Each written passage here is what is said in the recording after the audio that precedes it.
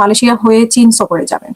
কিন্তু কয়েকদিন থেকেই আমরা দেখতে পাচ্ছি যে বাংলাদেশে এক ধরনের উত্তেজনা বিরাজ করছে। কারণ ভারতীয় পত্রিকাগুলোতে যেটা বলা হয়েছে যে ভারতে আসলে নিয়ম অনুযায়ী বা একটা ঐতিহ্যগতভাবে বাংলাদেশে যিনি প্রধানমন্ত্রী হন তিনি প্রথমেই ভারত সফর করেন। এই নিয়ে ভারতের মধ্যে এক ধরনের চাপা উত্তেজনা আছে, কিন্তু সেই উত্তেজনা বাংলাদেশে এসে পৌঁছেছে কিনা সেটাই এখন অনেকেই চিন্তা ভাবনা করছেন। বিকজ একটা মূর্তিকে কেন্দ্র করে যেটা 17 কোটি টাকার বাজেটে যে মূর্তিটি তৈরি করার কথা সেই মূর্তিকে কেন্দ্র করে এবং সেই মূর্তির তৈরির বিষয়টি স্থগিত রেখেছে। এবং এই 17 কোটি টাকার মূর্তিকে কেন্দ্র করে আমরা গত কয়েকদিন থেকে যে উত্তেজনা দেখতে পাচ্ছি ঢাকা জুড়ে এবং বাংলাদেশের আরো কিছু জায়গায়, সেখানে অনেকেই সন্দেহ করছেন যে এর পেছনে উদ্দেশ্যমূলকভাবে কারো কোনো চক্রান্ত আছে এবং প্রধানমন্ত্রী যে চীন সফর সেটাও এটার সাথে সম্পর্কিত কিনা সেটাও অনেকেই খতিয়ে দেখছে। এবং এদেরকে কেউ না কেউ মাঠে নামিয়েছে, কিন্তু তাদের যারা মাঠে নামিয়েছে তাদের উদ্দেশ্য কি? এবং এর আগে আমরা দেখেছি যে শুভেন্দু অধিকারী পশ্চিমবঙ্গের মুখ্যমন্ত্রী হওয়ার পরে তিনি এমনও ধমক দিয়েছেন, যে হুমকি দিয়েছেন যে রংপুর দখল করে নেওয়া হবে, এবং আরো কিছু জায়গার কথা উল্লেখ করা হয়েছে যে বাংলাদেশে এই জায়গাগুলো দখল করে নেওয়া হবে। সব মিলিয়ে আসলে কারা কি ধরনের চক্রান্ত করছে, আর বাংলাদেশের প্রধানমন্ত্রী এই প্রথম সফরটা কতটা সফল হবে চীন সফর, সেটা নিয়ে আমরা আলোচনা করবো। আলোচনার জন্য আমাদের সাথে উপস্থিত আছেন মেজর দেলোয়ার হোসেন। অবশ্যই আপনাকে স্বাগত জানাচ্ছি আমাদের আজকের অনুষ্ঠানে। আপনাকে অনেক ধন্যবাদ এবং যারা শুনছেন তাদেরকে আমার সালাম।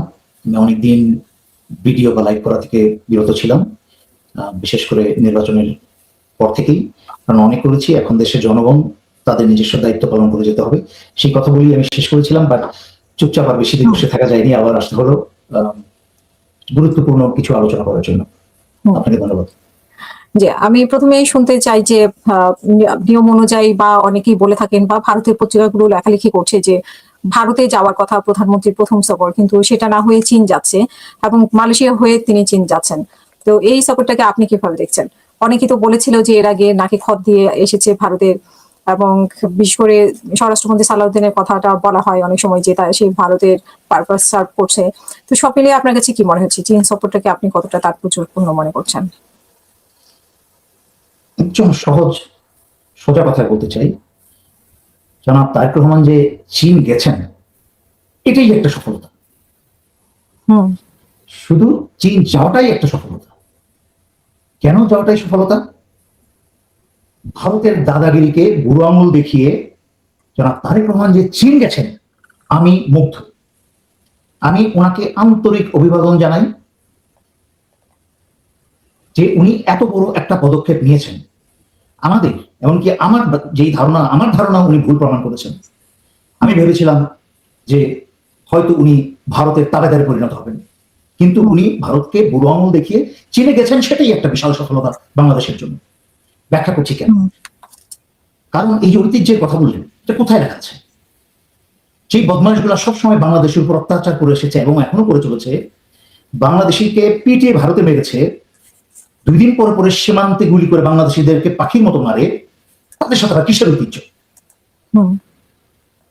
এরকম একটা অভদ্র, একটা আনকার্টিয়াস, যার মাঝখানে কোনো ডিপ্লোমেসি বলতে কোনো জিনিস নাই, আশেপাশের সমস্ত দেশের সাথে দাদাগিরি করে, তার সাথে আবার কিসের ঐতিহ্য? এবং তারেক রহমান তো একজন পূর্ণবয়স্ক ব্যক্তি, 60+। উনাকে বোঝাতে বলি, উনি জানেন না উনার বাবাকে কে হত্যা করেছে, উনার মাকে জেলে পচিয়ে কে মেরেছে উনি জানেন না? এবার ভারত আর হাসিনা মিলে। সুতরাং আমি যদি জিয়া রহমানের ছেলে হতাম তাহলে আমি কখনোই ভারতকে সহ্য করতে পারতাম না। বাংলাদেশের স্বার্থে এবং কূটনৈতিক স্বার্থে কিছু সম্পর্ক যতটুকু তারা সমতার ভিত্তিতে যতটুকু সম্পর্ক এবং সম্মানের ভিত্তিতে যতটুকু সম্পর্ক রাখবে সেটুকু উনি রাখবেন, এটা স্বাভাবিক। কিন্তু আগ বাড়িয়ে তাদের কথায় তাদের মনোরঞ্জন করার জন্য, কোনো কাজ করার জন্য উনি প্রধানমন্ত্রীর চেয়ারে বসেন নাই। তাই উনি অত্যন্ত বুদ্ধিমানের, বাংলাদেশের মানুষের পালস বুঝতে পেরেছেন। সেই জন্য ওনাকে আমার আন্তরিক ধন্যবাদ যে উনি ভারত সফরে যদি যেতেন প্রথমে, তাহলে উনি না চাইলেও ওনার হাতে এবং পায়ে ভারতের শিকল পরিয়ে দেওয়া হতো। কিন্তু উনি সেটা না করে সরাসরি ভারতে চলে গেছেন। এখানে যারা বিএনপিতে যারা ভারতীয় তাবেদার আছে, তাদের কূটকৌশল বা শয়তানি কৌশল এখানে কাজে লাগেনি। আমার মনে হয় এখানে আরো দেশপ্রেমিক মহলের কিছু ভূমিকা আছে ওনাকে গাইড করার পেছনে। এবং তার মাঝখানে আমি বলবো যে বর্তমানে বাংলাদেশে আমরা যেরকম, আমি চারিদিকে আমি বাংলাদেশের খবর রাখি, সবসময় দিন রাতেই বাংলাদেশের খবর রাখি, কি হচ্ছে না হচ্ছে খবর রাখি, আভ্যন্তরীণ বিষয়ও জানি আমি গত 15-16 বছরে অনেক আভ্যন্তরীণ বিষয় জানতাম, কিন্তু এখনো কোনোদিন পাবলিকে প্রকাশে বলিনি। কারণ এসব বলে বাংলাদেশের মানুষকে অস্থিরতা বাড়িয়ে দিয়ে কি বলে অনেকের পক্ষে মিথ্যা কথা ছড়িয়ে দিয়ে বাংলাদেশ গ্যাঞ্জাম লাগায়। আমি সেই কাজগুলো আমি করি না। তো যাই হোক, বাংলাদেশের অনেক আভ্যন্তরীণ খবর আমি রাখি। বর্তমানে বাংলাদেশে আলহামদুলিল্লাহ সেনাবাহিনী থেকে আরম্ভ করে গোয়েন্দা বাহিনী থেকে আরম্ভ করে সবই বাংলাদেশের এবং বাংলাদেশিদের অনুকূলে। এটাকে কাজে লাগাতে হবে এবং বুঝতে হবে যে হাসিনা যেভাবে 15-16 বছরে ভারতকে কোলে বসিয়ে বাংলাদেশের সকল কিছু নিয়ন্ত্রণে নিয়েছিল, সেখান থেকে বাংলাদেশ এবং বাংলাদেশিরা অনেকটাই মুক্ত। হ্যাঁ, অনেক সমস্যা আছে, 2 দিনে তো চলে যাবে না, যেটা আগেও বহুবার আপনার অনুষ্ঠানেই ব্যাখ্যা করছি। বাংলাদেশের রেড ট্যাপার বা ব্যুরোক্রেটদের মাঝখানে যেই ধরনের ভারতীয় প্রভাব রয়ে গেছে, সেটা আরো শক্তিশালী হাতে দমন করতে হবে। সরকারকে সেনাবাহিনীকে গোয়েন্দা বাহিনীকে আরো শক্তিশালী পদক্ষেপ নিতে হবে। কারণ কে কি বললো না বললো, এই যে ভারতে 2 দিন পরে পরে সেই মসজিদ বিভিন্ন কাহিনী বানিয়ে মাটির 500 ফিট নিচে নাকি কবে আগে একটা ভারতের হিন্দু কি পাওয়া গিয়েছিল, সেটা বলে একটা মসজিদ ভেঙে ফেলছে, 400-500 পুরোনো বছরের মসজিদ। ওই বাংলাদেশে তো হাল হত্যা দেখছি না কোনো। ভারতে গরু মাংস খাওয়ার নামে যেইভাবে মুসলমানদেরকে পিটিয়ে মারা হচ্ছে, সেটা সারা পৃথিবীর পত্র পত্রিকায়। বাংলাদেশে কিন্তু আমি সেভাবে বাংলাদেশের সরকারকে, কোনো সরকারকে, হাসিনা তো বাদই দিলাম, কোন সরকারকেই আমরা কোনো প্রতিবাদ করতে দেখি নাই। কিন্তু আজকে আমরা যা দেখি যে বাংলাদেশে খেয়ে, বাংলাদেশের পরে, বাংলাদেশের শিক্ষা দীক্ষা, বাড়ি ঘর, ব্যবসা বাণিজ্য সব করে ভারতের দালালি যারা করে, এরা কিন্তু সবাই হিন্দু না। যারা হিন্দু, যারা দরিদ্র হিন্দু, সাধারণ হিন্দু, তারা কিন্তু দেশপ্রেমী। তারা কিন্তু এইসব নোংরামির মধ্যে আসে না। আসা হচ্ছে শয়তানগুলা কারা, এই হিন্দু, ভারতের হিন্দুগুলা কারা, যারা উগ্রপন্থী হিন্দু, এই ইসকন সদস্য হিন্দুগুলা কারা, যারা দেখবেন ভারতের পয়সা খেয়ে মোটামুটি কিন্তু বাংলাদেশের মানুষ সুখে শান্তিতে আছে। একটাকে দেখেছেন রানা দাশগুপ্ত, হাসিনা রানবে। হ্যাঁ, সে কিন্তু মুখে হিন্দুদের জন্য কথা বলে মানে ভালোবাসা উপচে পড়ে, কিন্তু কোনোদিন হিন্দুদের কোনো উপকার করেনি। আমি আপনার অনুষ্ঠানেই বলেছিলাম যে ইউরোপ থেকে একজন মহিলা, হিন্দু ভদ্র মহিলা, বয়স্ক একজন মহিলা, ওনার অ্যাপার্টমেন্ট দখল করে নিয়েছে। রানা দাশগুপ্তার কাছে ফোন করে কোনোদিন কোনো উপকার পায়নি। ওই ভদ্র মহিলা আমার কাছে যোগাযোগ করেছে সাহায্য করে। এগুলো হচ্ছে সব বাটপা। এরা হিন্দু নামটা, হিন্দু পদটা ব্যবহার করে। এই যে আরেকটা কি মহিলা রিসেন্টলি কথা বললো, নামটা কি জানো? চৈতালিদেরকে বলেন না কেন ভারতে যে দেখতে বিজেপি কেমন সম্মান করে তাদেরকে। তারা যা করছে এই কাজগুলা বুঝতে পারছে না। তারা বাংলাদেশের সুখে শান্তিতে থাকার জন্য শুধু দেশপ্রেমিক হওয়া ছাড়া কিছু দরকার নেই। যার যার ধর্ম নিজস্ব স্বাধীনতায় পালন করেন, কিন্তু ভারতের দালালি, ভারতের ষড়যন্ত্র করা বন্ধ করেন। এবং যদি ভালো না লাগে, যদি মনে করেন যে ভারত আপনাদের জন্য বেশি নিরাপদ, তো আপনাদের জন্য বিজেপি খোলা রেখেছে নিশ্চয়ই। না, এই যে অখণ্ড ভারতের কথা যেটা বললো, এটার মাথায় আসছে কিভাবে? মানে অখণ্ড ভারত না, সরি, আলাদা প্রদেশ, এটা মাথায় আসছে। তার মানে কি? আমি সেই জন্যই বলছি, গোয়েন্দা দপ্তরকে, গোয়েন্দা বাহিনীকে এবং সরকারকে কিছু কিছু বিষয়ে অত্যন্ত কঠোর হতে হবে। কারণ এই মহিলা মুখে যে কথা বলেছে, এটা হচ্ছে বাংলাদেশের স্বাধীনতা, সার্বভৌমত্ব এবং সংবিধানের সম্পূর্ণ বিরুদ্ধে। মানে কি? রাষ্ট্রদ্রোহী একটা অপরাধ করেছে, সেই কথাটা বলে রাষ্ট্রদ্রোহিতা করেছে। রাষ্ট্রদ্রোহিতার শাস্তি হচ্ছে মৃত্যু। আদালতে কি শাস্তি দিবে না দিবে সেটা পরের ব্যাপার, আদালত ছেড়ে দিব। কিন্তু মুহূর্তের মাঝখানে সরকারের উচিত ছিল, এবং এখনো সময় আছে, এই মহিলার বিরুদ্ধে রাষ্ট্রদ্রোহ মামলা করা। কারণ শক্তিশালী হাতে এগুলো দমন না করলে, এগুলো নমনীয় ভাবে এগুলো হ্যান্ডেল করলে কিন্তু একসময় নিয়ন্ত্রণের বাইরে চলে যাবে সরকার। এবং ভারত তাই চাইছে। উঠবে না যে হিন্দুদের উপর অত্যাচার হচ্ছে, অপরাধী সেখানে হিন্দু আর মুসলমান কোনো কথা না। কেন? আমাদের মেজর জিয়া একজন অত্যন্ত উচ্চমানের অফিসার ছিল এবং একজন প্র্যাকটিসিং বা নামাজি একজন মুসলমান ছিল, বা এখনো আছে। তাকে যে হাসিনা ষড়যন্ত্র করে দেশদ্রোহী বানিয়ে দেশ ছাড়া করলো, তার ধর্ম কি হিন্দু ছিল? তার ধর্ম তো মুসলমান, সে তো মুসলমান। তো সুতরাং এইসব বহু আমরা এইগুলো দেখেছি নাটক। ওই যে বাংলাদেশ স্বাধীন হওয়ার আগে রয়ের তৈরি করা কিছু কিছু বাক্য ছিল। একটা হচ্ছে চেতনা, এগুলো কিন্তু রয়ের তৈরি করা। তারপরে হিন্দুদের, এখন সোজা কথা, এইসব হিন্দু মুসলমান মায়াকান্না না করে ভারতে মুসলমানদের উপর অত্যাচার করা হচ্ছে, কিন্তু আমরা ভারতের মতো উগ্রবাদী না। বাংলাদেশে হিন্দু মুসলমান সব ভাই ভাই, আমরা একই সাথে থাকবো সুখে শান্তিতে। এর মাঝখানে মুসলমান হোক হিন্দু হোক, যারা এই দেশে অশান্তি সৃষ্টি করার চেষ্টা করবে, যারা দেশের পরিস্থিতিকে এমনি অর্থনৈতিক, বিশ্বের অর্থনৈতিক অবস্থা খারাপ, সে একইভাবে বাংলাদেশের অর্থনৈতিক অবস্থা খারাপ। ইরান যুদ্ধে বিশ্বের ক্ষতি হচ্ছে এবং বাংলাদেশেরও সেই ক্ষতি হচ্ছে। সরকার মতন 17 বছর রাজনীতিতেই ছিল না, অনেক ভুল ভ্রান্তি করবে। আমাদের মতো মানুষের দায়িত্ব হবে সরকারকে ভুলটা ধরিয়ে দিয়ে সংশোধন করার সুযোগ করে দেওয়া। আমরা এখন আর সরকার পতনের, এখন আর হাসিনা সরকার নাই, যে 16 বছর স্বৈর শাসক নাই, সুতরাং সরকার পতনের কোনো আন্দোলন এখানে হচ্ছে না। আমরা আমাদের যাদের দায়িত্ব বান জ্ঞান বা দায়িত্ব হওয়া উচিত, সেটা হচ্ছে সরকারকে ভুল সংশোধন করে দেওয়া। আমি মাঝে মাঝে প্রয়োজনীয় সরকারের উচ্চ পদের লোকদের সাথে যোগাযোগ করি। তার জনাব তারেক রহমানের আশেপাশে যারা সারাক্ষণ বসে থাকে তাদের সাথে আমি যোগাযোগ করি, তাদেরকে আমি বলে দিই এই কাজটা ঠিক হচ্ছে না, এটা ভালো হচ্ছে না, এটা ভুল হচ্ছে। আমি অনেক বাহিনীর সাথে যোগাযোগ রাখি যে তোমরা ভাই এই কাজটা তোমরা দেখো কি হচ্ছে, দেখো রাস্তায় এইসব আন্দোলন, মশাল, মিছিল এগুলো কেন হচ্ছে? যখন প্রধানমন্ত্রী চীন সফরে যাচ্ছেন তখন কেন বাংলাদেশে এই ধরনের উগ্রবাদী আন্দোলন হচ্ছে? এটা হচ্ছে আমি সরাসরি তাদেরকে জানিয়েছি যে এটা ভারতের নির্দেশে হচ্ছে, ওইসব দেশদ্রোহী হারামখোরদের কিছু পয়সা দিয়ে এইসব করছে। তো তাতে তাদের ক্ষতিটা কি হলো? তাদের প্রতি যে বাংলাদেশিদের একটা, সাধারণ বাংলাদেশিদের একটা সহানুভূতিমূলক যে একটা ব্যবহার আচরণ ছিল, এটাকে তারা কিন্তু অনেকখানি ভিত্তিটাকে নড়বড়ে করে দিবে। বাংলাদেশের মানুষরা অত্যাচার দেখতে দেখতে এবং ষড়যন্ত্র দেখতে দেখতে কিন্তু আর ষড়যন্ত্র সহ্য করতে পারে না। সুতরাং 2-4টা ভারতীয় দালালদের বা তথাকথিত হিন্দুদের, উগ্রবাদী ইসকনের সদস্যদের এখানে ব্যবহারের কারণে কিন্তু সামগ্রিকভাবে শান্তিপূর্ণ ভালো হিন্দুদের ক্ষতি হতে পারে। কারণ বাংলাদেশের কিছু মানুষ ভুল বুঝে তাদের বিরুদ্ধে একটা বিদ্বেষপূর্ণ মনোভাব তৈরি হতে পারে তাদের মাঝে। তাই আমি সবাইকে বলবো এখানে এই ধরনের কোনো চিন্তা ভাবনায় যাবেন না, বাংলাদেশের শান্তি বজায় রাখুন, সবর করুন ধৈর্যের সাথে। আমি সরকারের এবং গোয়েন্দা বাহিনীর দৃষ্টি আকর্ষণ করেছি এবং তারাও একমত যে এর পিছনে ভারতের ইন্ধন আছে। জনাব তারেক রহমানের চীন ভ্রমণ এই সফর উদ্দেশ্যে ভারত এটা কোনোভাবেই মেনে নিতে পারছে না। ইসকে ভারত নিজের হাত কামড়ে, নিজের বুক চাপড়ে মরে যায়। কিন্তু আমাদের কাজ, আমরা দৃঢ় পদক্ষেপে আমাদেরকে এগিয়ে যেতে হবে। যেমন ছোট একটা উদাহরণ না দিলেই নয়, এই যে ইরানের সাথে ট্রাম্প এতদিন ধরে শান্তি চুক্তির চেষ্টা করছিল, আপনাকে আমি আপনার অনুষ্ঠানে ইরানের 1 ঘন্টার যুদ্ধের 1 ঘন্টার মাঝখানে অনেকগুলো লাইভ করেছি পরপর, এবং যতগুলো লাইভে যতগুলো কথা বলেছি 1 ঘন্টার মাঝখানে, তার সব সত্যি হয়েছে কিনা?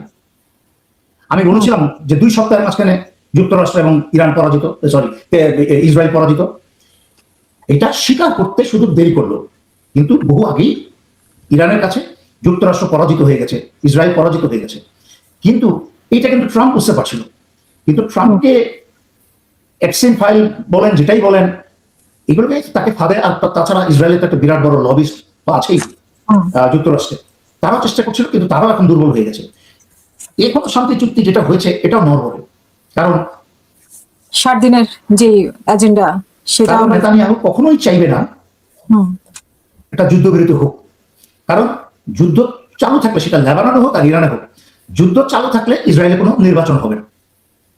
আর ইসরায়েলি নির্বাচন না হলে নেতানিয়াহু ক্ষমতায় থাকবে। আর নির্বাচন হলে পরে নেতানিয়াহু হারবে এবং তাকে বিভিন্ন দুর্নীতির মামলায় তাকে কাঠগড়ায় দাঁড়াতে হবে, ঠিক শেখ হাসিনার মতো। হাসিনা 16 বছর হাসিনা যদি ক্ষমতা ছাড়তো, তাহলে দেশের ভিতরেই তার বিরুদ্ধে দুর্নীতি, খুন খারাপি, গুম খুনের মামলা হতো, দেশেই তার ফাঁসি হতো। সেই জন্যই সে মাটি আঁকড়ে ধরেছিল, ক্ষমতা ছাড়বে না। কিন্তু আলটিমেটলি সারা পৃথিবীতে যাই হয়, ইসরায়েল, হাসিনা তাই হয়েছে। আমি যা বলেছি ইসরায়েলেরও সেটাই। ইসরায়েলের অর্থনৈতিক অবস্থা, ইসরায়েল এখন নেতানিয়াহু নিজে টিকে থাকার জন্য ইসরায়েলের অস্তিত্ব ভয়ঙ্কর হুমকির মুখে। সো আলটিমেটলি নেতানিয়াহুকে যেতে হবে। সেই জন্যই বলছি একই কাজ হচ্ছে এইখানে। যেই চুক্তিটা মানে খসড়া চুক্তি হয়েছে, 60 দিন সময় নিয়ে এর মধ্যে আলাপ আলোচনা হবে, কিন্তু এটার ভবিষ্যৎ কি আপনি দেখতে পারেন? এটার ভবিষ্যৎ আমরা যারা খবর রাখি তারা জানি। এটা নেতানিয়াহু কখনোই হতে দিবে না। সে লেবাননের গোলা মেরে যাবেই, সে চুক্তি যেসব নির্দেশ গোলা মেরে যাবেই। তবে আমরা পরিবর্তন কিছু দেখতে পাচ্ছি, সেটা হচ্ছে যে ট্রাম্প এবং জেডি ভ্যান্স তারা যেই শক্তিশালী ভূমিকা নিয়ে এবং শক্তিশালী কথাগুলো বলছে, সেটা ট্রাম্প তো দূরের কথা, যুক্তরাষ্ট্রের কোন প্রেসিডেন্ট বা তার ভাইস প্রেসিডেন্টের কাছে কখনো আশা করা যায় নাই। তারা কিন্তু সারা দুনিয়া এতদিন যা হারিয়েছিল, 2টা স্টেটমেন্টের মধ্যে দিয়ে কিন্তু তারা সারা দুনিয়ার যে যুক্তরাষ্ট্র বিরোধী মনোভাবকে তারা কিন্তু অনেকটাই নমনীয় করে ফেলেছে, এবং তারা আন্তরিকভাবে করছে। এবং একদিকে তারা দুজনেই বলেছে যে ইসরায়েলকে গোলাবারুদ দেওয়া বন্ধ করে দেবে। দ্বিতীয়ত ট্রাম্প নিজে সরাসরি মুখে বলেছে যে তোমরা একটা অ্যাপার্টমেন্ট বিল্ডিং এ যেখানে অনেক নারী শিশু থাকে, সেখানে একজন হিজবুল্লাহ আছে বলে তার জন্য পুরো মানুষ অ্যাপার্টমেন্ট বিল্ডিং এ মেরে ফেলবে, এটা হতে দেওয়া যেতে পারে না। So it's a wonderful direction, it's a wonderful steps, good things are happening, ভালো জিনিস হচ্ছে। আমরা সেই একইভাবে ভালোকে ভালো বলবো, খারাপকে খারাপ বলবো, সমালোচনার জন্য সমালোচনা করবো।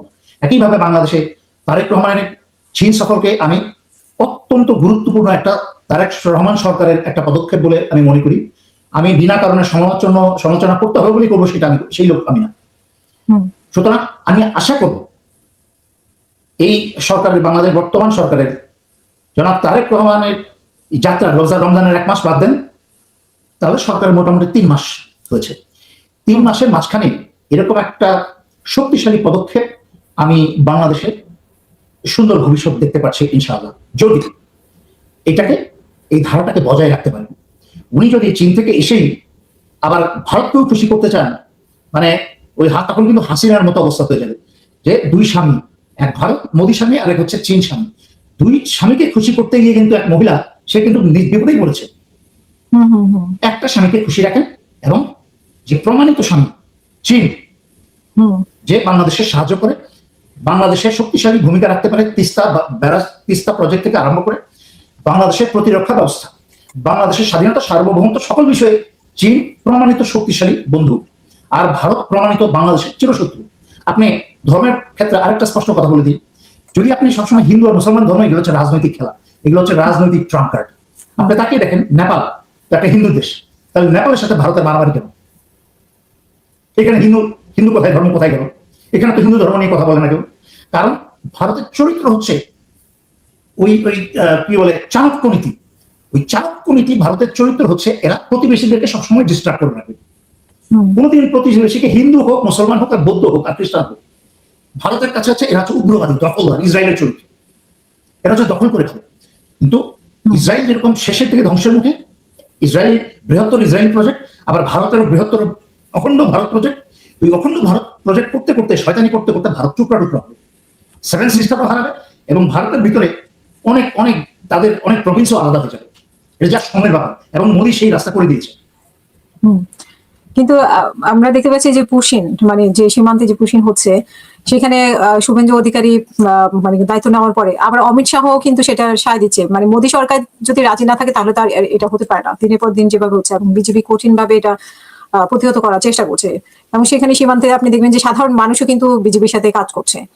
তো আপনার কাছেও শুনতে চাই যে এটি কেন, মানে এটাও কি এক ধরনের ডিস্টার্ব করার জন্য বাংলাদেশকে? 100% শুভেন্দু, এই শুভেন্দু এর হচ্ছে চরিত্রহীন, রাজনৈতিকভাবে চরিত্রহীন, এবং ব্যক্তিগতভাবে চরিত্রহীন। যখন শুভেন্দু আগে মমতার সাথে রাজনীতি করত, তখন কিন্তু মোদী তার ঘুষ খাওয়া ভিডিও, কিন্তু নিজের বক্তৃতার মাঝখানে তার ঘুষ খাওয়া ভিডিও কিন্তু দেখিয়েছে, যে শুভেন্দু টেবিলের নিচে কিভাবে ক্যাশ বুঝে নিচ্ছে, গুনে নিচ্ছে, 10 লাখ টাকা, 5 লাখ টাকা রুপি বুঝে নিচ্ছে। তো সেই শুভেন্দু সে পোল্টি মেরে এখন বিজেপিতে। যাদের ব্যক্তিগত চরিত্র এবং রাজনৈতিক চরিত্র না থাকে, তারা কোনদিন কোন দলে, মানুষের জন্য তো দূরের কথা, দেশের জন্য তো দূরের কথা, কোন দলের সুবিধা করতে পারে না। বাংলাদেশে কিন্তু আওয়ামী লীগ, বিএনপি কিন্তু অনেক অনেক লোক আছে, সবসময় সরকার বদলের সাথে পোল্টি মেরেছে, এরা সব সরকারের কাছে সুবিধা চায়। এসব শুভেন্দু ওই ভারতের ওই পার আর একটা, ওই যে একটা শিয়াল টাইপের একটা লোক আছে, 2 দিন পরে পরে এসে বাংলাদেশ দখল করে নিচ্ছে, রংপুর দখল করে নিচ্ছে। শুনেন, রংপুর দখল করা তো দূরের কথা, আগে তো নিজের ধুতি সামলাতে শিখতে হবে। আপনাদেরকে বহুবার ব্যাখ্যা করেছি আমি, আমার নিজের ব্যক্তিগত অনুষ্ঠানে আমি যখন একা লাইভ করেছি, ম্যাপ দিয়ে দেখিয়ে বলেছি যে মুখে অনেক বড় বড় কথা বলা যায়, বাংলাদেশের মতো একটা স্বাধীন সার্বভৌম দেশকে, সেটা কিন্তু আজকের থেকে 52 বছর, 53 বছর, 72, 75-এর বাংলাদেশ না।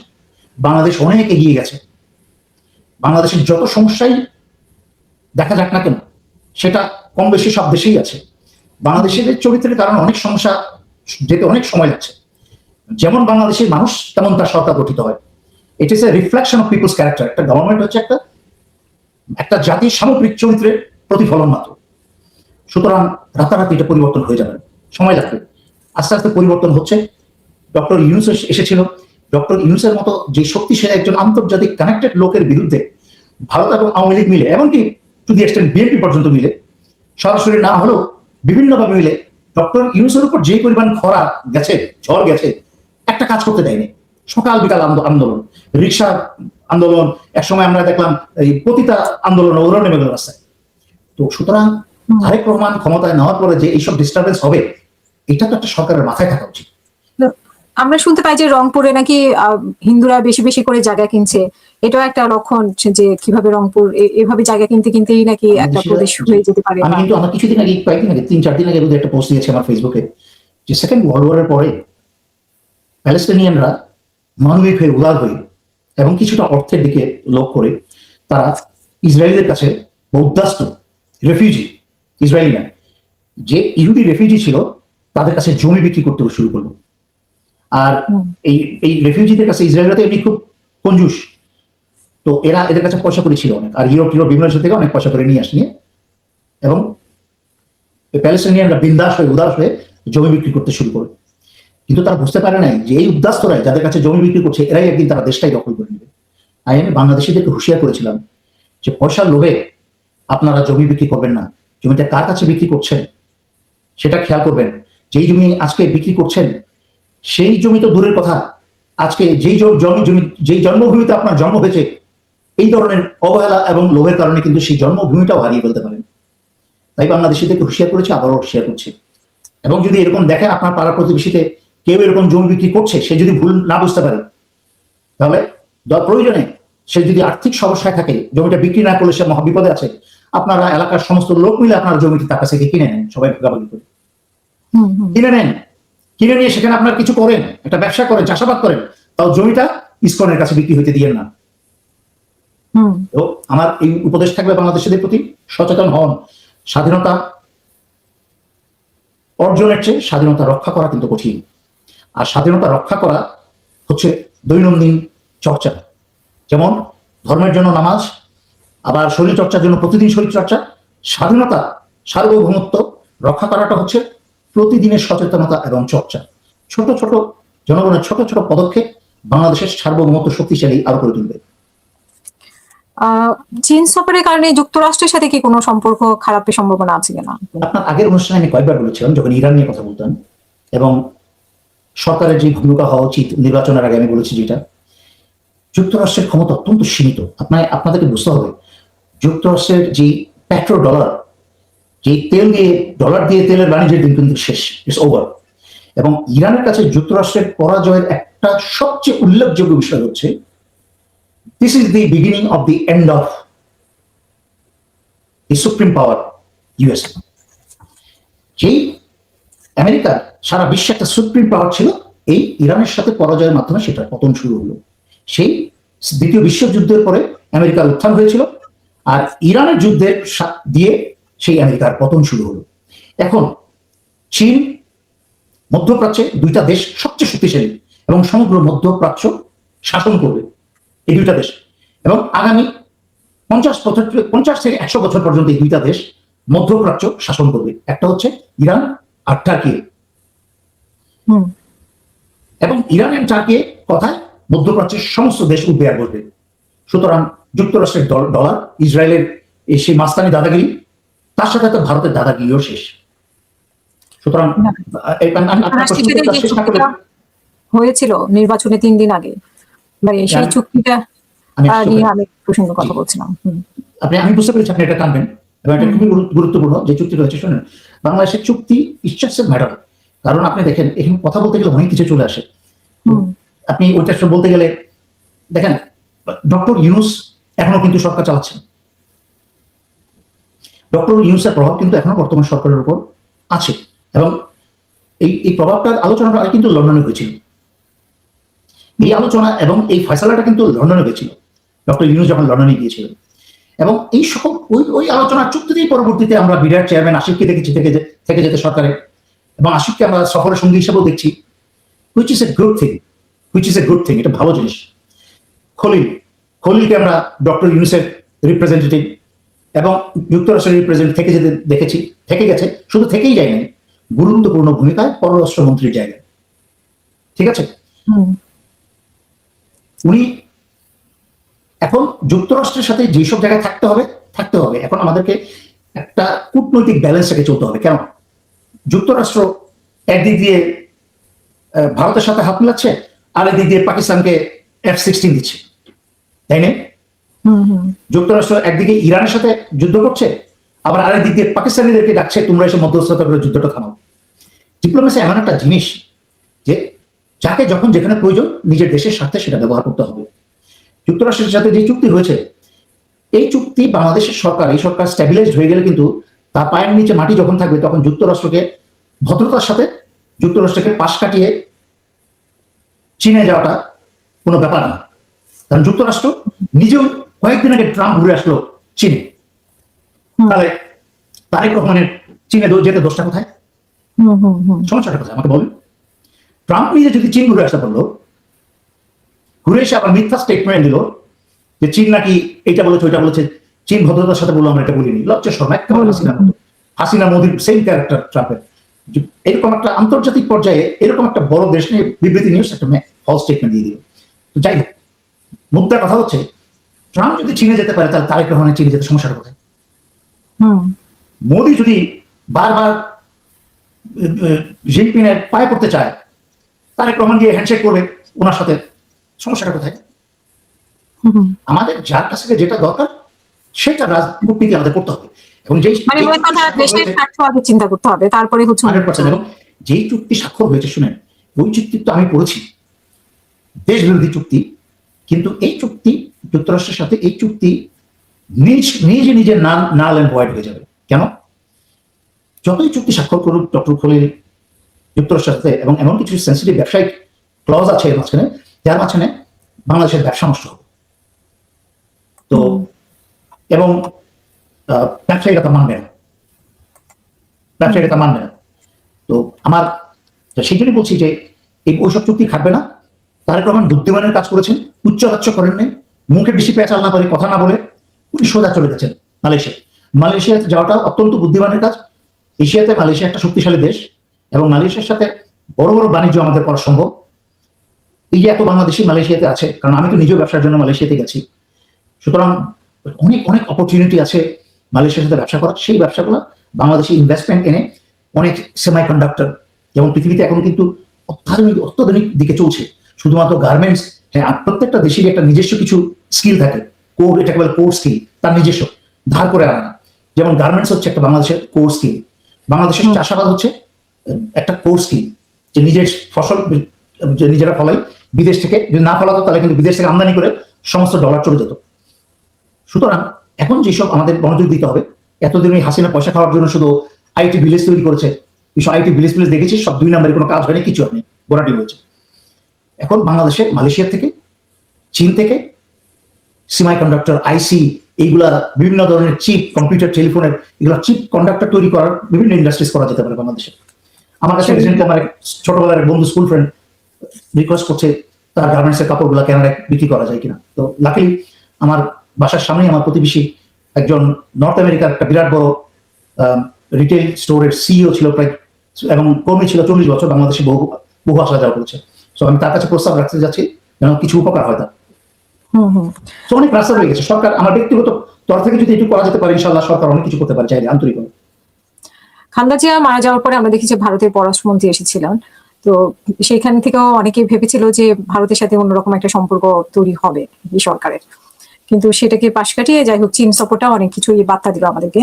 কিন্তু বিরোধী দল যে জামাতের আমির, বিরোধী দলীয় নেতা, উনি গতকালকেও উনি বলছিলেন যে মানে আরেকটা বিপ্লব হবে, এরকম একটা কথা বলছিলেন, বা বিএনপি এখনো ভারতের সুরে কথা বলছে। তো এগুলো আসলে কি মানে রাজনৈতিক এক ধরনের রাজনৈতিক কৌশল, নাকি এর মধ্যে কোনো বাস্তব কথা আছে ওনাদের মধ্যে, বা বিরোধী দল হিসেবে কতটাই বা চাপ প্রয়োগ করতে পারছে সরকারি দলের উপরে? বিপ্লব, আমি প্রথমেই একটা কথা ক্লিয়ার করে দিতে চাই, বিপ্লব বা অভ্যুত্থান কিন্তু বছর বছর হয় না, ঠিক আছে?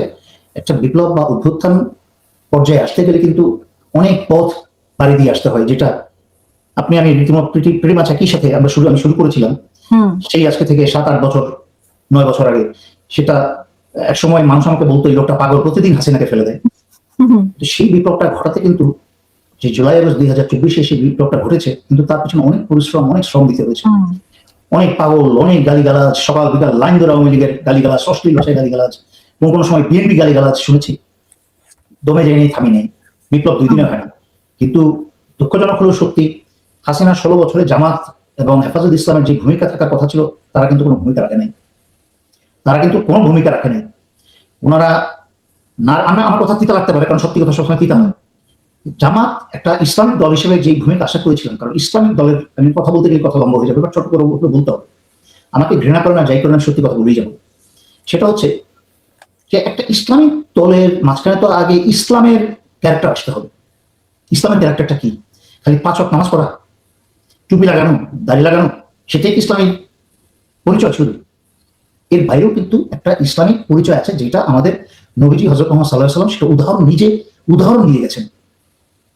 নেতৃত্বের গুণাবলীর সবসময় সেলফ এক্সাম্পল হচ্ছে নেতৃত্বের গুণাবলী, সেলফ এক্সাম্পল হচ্ছে নেতৃত্বের গুণাবলীর মাঝখানে একটা, যে তুমি নিজেকে নেতা বলো, তুমি নিজের উদাহরণ সৃষ্টি করো, তুমি কেমন নেতা।